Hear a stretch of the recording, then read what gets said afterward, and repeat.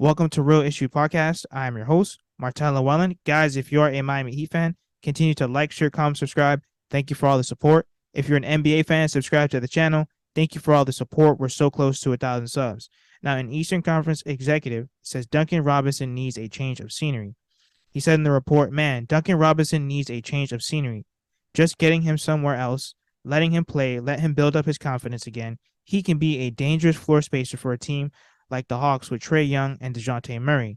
The Heat really like the potential of Jovic, but they are an old team. They need to win now, and Collins fills a huge need for them. But the Hawks do not want to fall off the map and take a risk on like Robinson. That is too much of a gamble.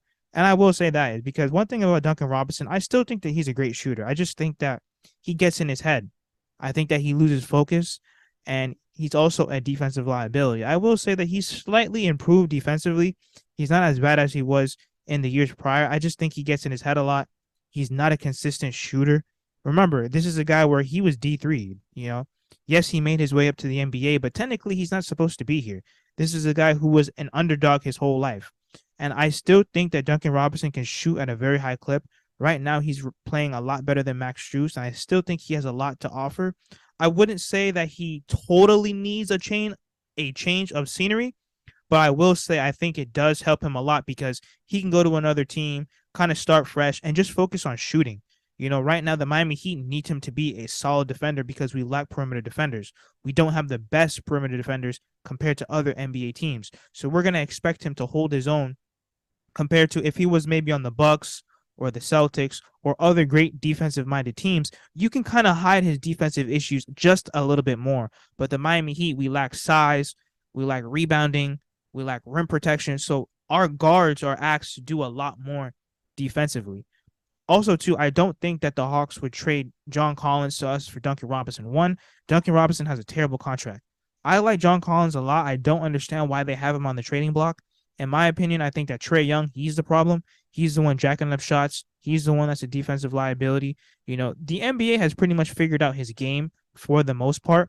I don't think that John Collins is the issue. I will say it would be great to have John Collins at power forward to help Bam Adebayo rebounding. Also, too, John Collins could help spread the floor with his three-point shooting. So I wouldn't mind having John Collins. I think that he's a nice fit next to Bam Adebayo. But it's very interesting to think. I think that Duncan Robinson could benefit from the change of scenery only because I know that, you know, some of the Miami Heat pressure can get to a few guys. Not everyone is built to be in Miami. And I just think it's kind of disappointing how he's been shooting. But of late, he has been better than Max Strus. And as we can see, Spo has been playing the player with the hotter hand. And once again, I just don't think that Duncan Robinson has a huge trade value. Not everyone is trying to take on that contract. I will say, though, he can definitely benefit other teams, obviously in the shooting aspect, but how much? Let me know what you guys think in the comments. Like, share, comment, subscribe as we continue to push to 1,000 subscribers.